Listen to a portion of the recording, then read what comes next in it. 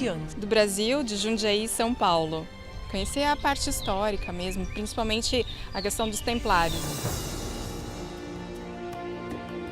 It's a place of great historical significance and beauty. This one I heard is a center for the Templars, the Knights, and it's very interesting history about the Reconquista.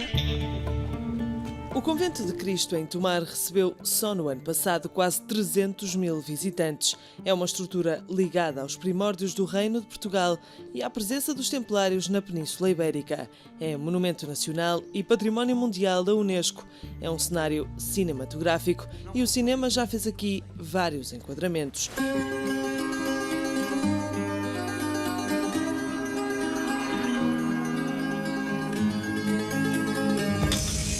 Manuel de Oliveira, por exemplo, rodou aqui em Tomar o Quinto Império. Agora, Terry Gilliam, do grupo de humoristas britânicos Monty Python, gravou durante 3 semanas O Homem que Matou Dom Quixote, um projeto internacional com um orçamento de 17 milhões de euros que deixou marcas. Desde pedras partidas, pedras danificadas, árvores totalmente cortadas pela raiz, e o próprio espaço em si não se coaduna com o que foi feito nas filmagens. Eles meteram-se em todo lado, andaram no teto da charola, há telhas partidas por todo lado. Não é um monumento da Unesco, em que se vai lá fazer uma fogueira de 20 metros. De altura. De altura. Foram estas as denúncias que recebemos primeiro por e-mail, depois em viva voz. São funcionários e ex-funcionários do Convento de Cristo, preocupados, que se emocionam a falar dos estragos. A mim dói-me. E depois de ver o claustro de Dom João II todo partido.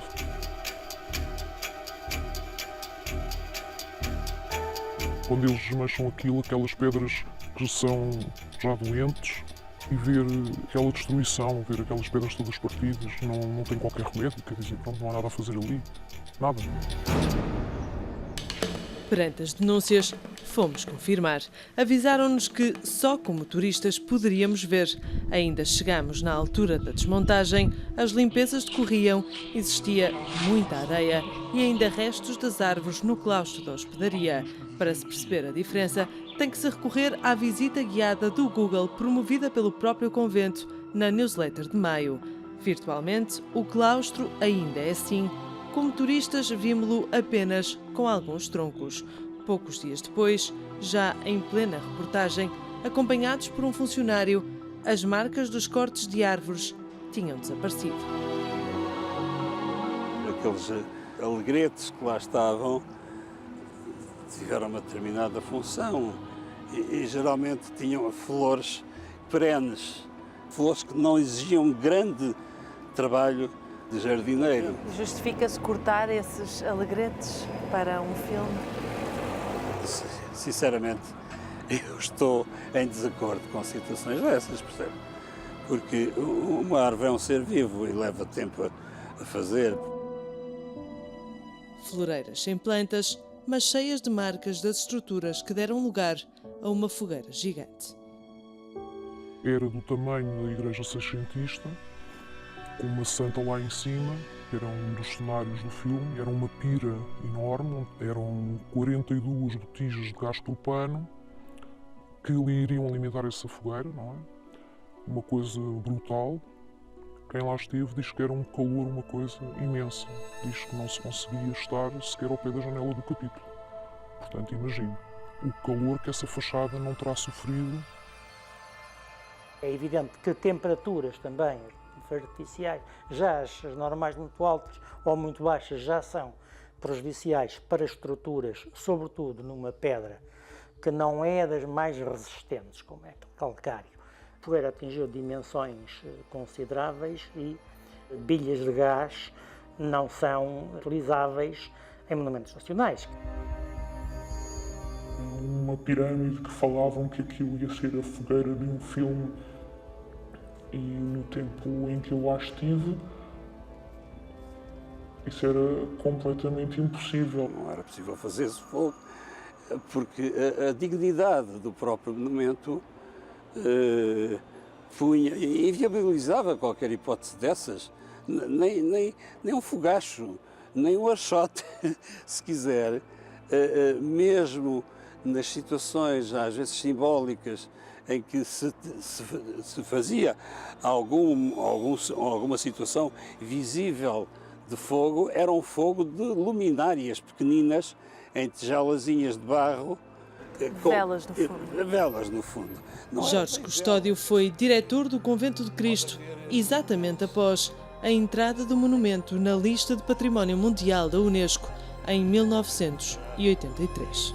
Parece-lhe razoável que há cerca de um mês tenha existido uma grande fogueira com cerca de 20 metros?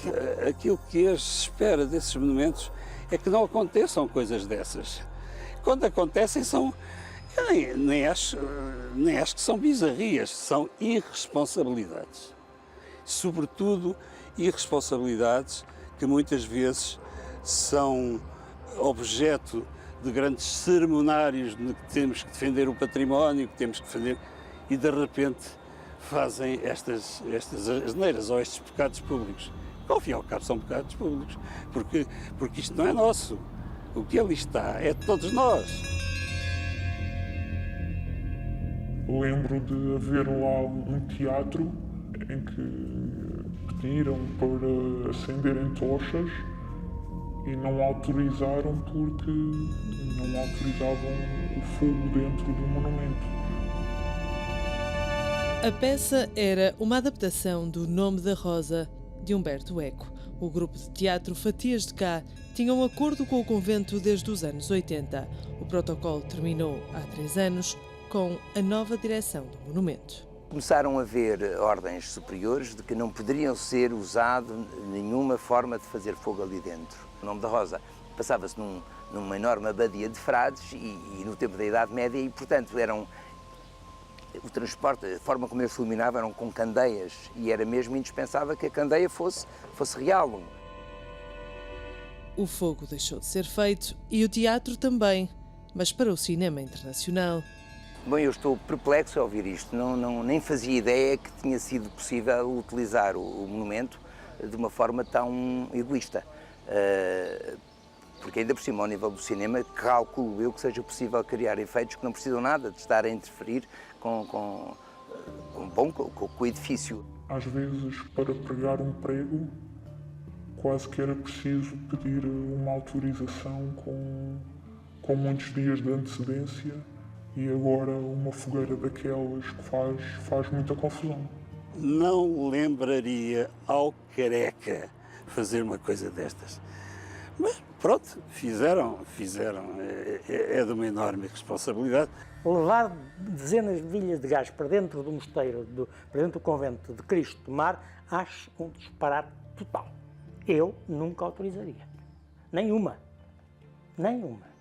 E não autorizaria uma fogueira dentro do mosteiro, porque acho que é um risco muito grande. Eu sei que o Ministério da Cultura tenta captar verbas como pode.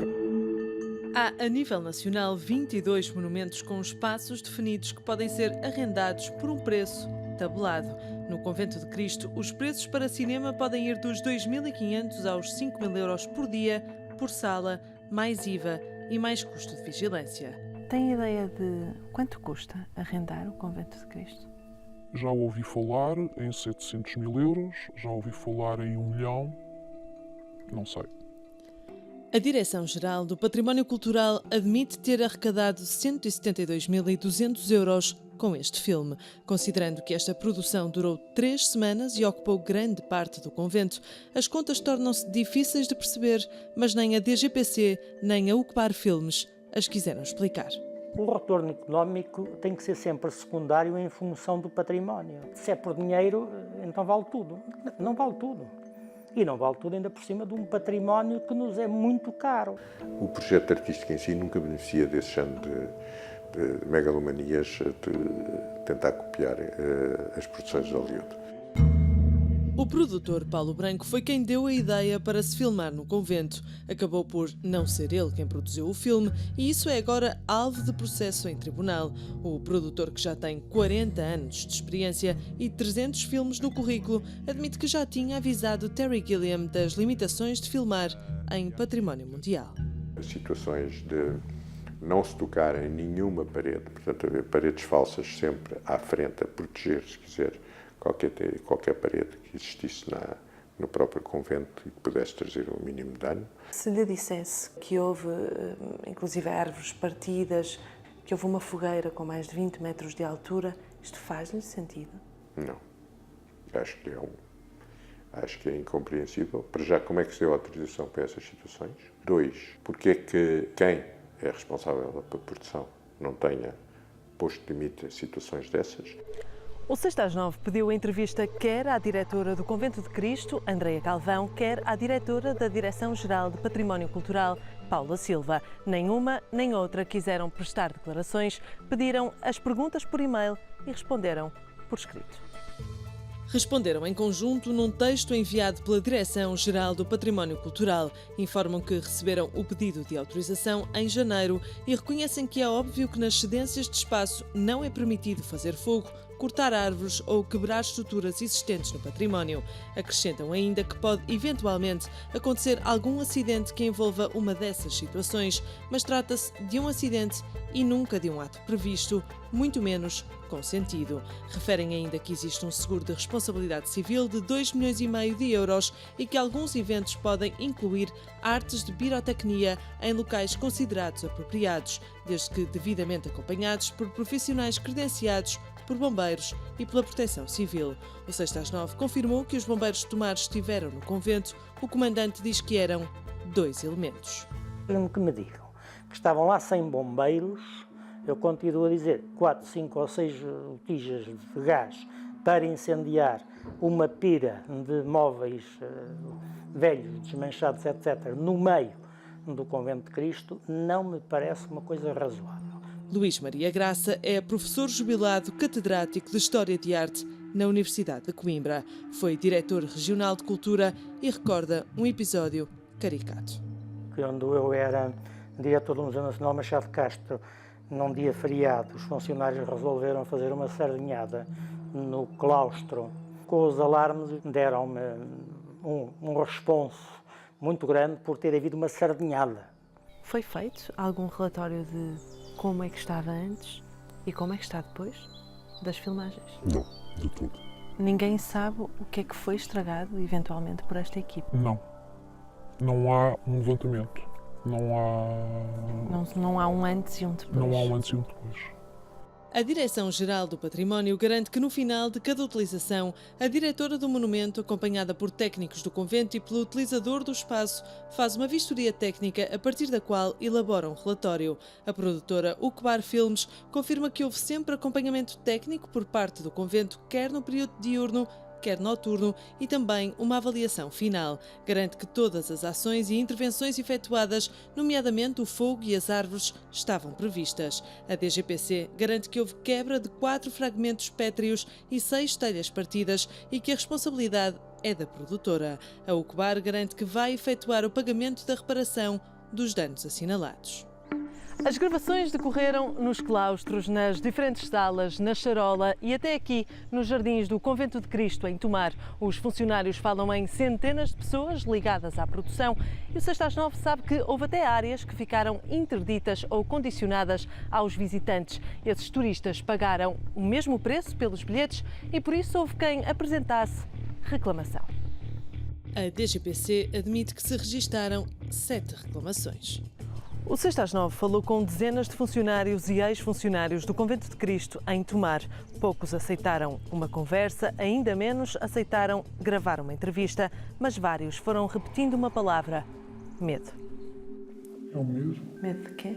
Porque não se sabe quem está por detrás de toda esta situação, não se sabe a quem denunciar, ou avisar, ou alertar. O 6/9 sabe que denúncias dos funcionários e ex-funcionários já chegaram ao Ministério Público e apontam também para o próprio funcionamento diário do Convento de Cristo. A bilheteira é o lugar preferido de toda a gente. Porquê? Porque passa lá muito dinheiro. O turista não sabe muito bem o dinheiro que tem, o dinheiro que paga. Em que sentido? É enganado de alguma forma? São enganados, são roubados. Vai um casal, pede 2 bilhetes para a terceira idade e podem dar um bilhete de 0 euros para 2 pessoas. Passar bilhetes com valor inferior quando se cobra mais. Passar bilhetes que não existem. Como, por exemplo, vouchers. O colega que está na caixa pode imprimir o bilhete que quiser. Pode pôr o bilhete a zeros e depois, no fim, pode ficar com esse dinheiro para si. É muito fácil, em época alta, fazer-se 10, 12 mil euros de bilheteira. Num dia? Num dia. Isso traduzido a quem lá está e que não queira ser correto, facilmente leva 2, 3 mil euros para casa, por dia. Falava-se que uma para a bilheteira, outra para o bolso. Eu tenho colegas que chegam a fazer bilheteira com 2 envelopes. Um envelope para entregar e outro envelope para levar para casa. Isso é público, lá dentro. Toda a gente sabe. Falava-se também que alguns guias estavam metidos no esquema. Imagino que é um grupo de 300 pessoas e que o guia chega lá antes do grupo chegar e dizer que quer 160 bilhetes. A Direção-Geral do Património Cultural refere que as entradas de visitantes são controladas pelos vigilantes e na bilheteira, nunca se tendo verificado quaisquer denúncias, incidentes ou suspensões. Além disso, existem câmaras para videovigilância. E não há uma câmara de vigilância ali? Há 2. E ninguém vê? Eu não sei se as pessoas não veem ou se não querem ver. Ou se estão minimamente ligadas. Quem é que devia controlar essas câmaras de vigilância? Os serviços é que deviam controlar as câmaras e supostamente há uma câmara ligada diretamente à DGPC em Lisboa. Existe uma câmara de vigilância na bilheteira, mas toda a gente, pelos vistos, aceita que isto seja feito. É um procedimento que dura há quanto tempo? Pelos relatos de colegas que eu tive, que trabalham lá há 30 anos, foi há 30 anos a fazer isto. Com o consentimento das chefias, elas sabem o que se passa? Sabem. Os responsáveis da bilhética sabem. Têm conhecimento porque é-lhes comunicado. Várias vezes lhes comuniquei. Todos eles sabem. Os bilhetes são controlados à entrada da charola e vendidos sempre por uma equipa reduzida.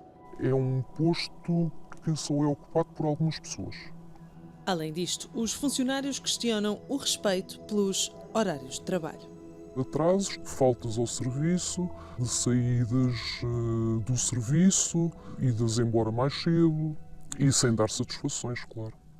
A DGPC assume que não existem no Convento de Cristo quaisquer sistemas automáticos de controlo de entradas de visitantes ou funcionários e escreve que as entradas e a assiduidade dos funcionários são verificadas através do livro de ponto que estes funcionários também questionam.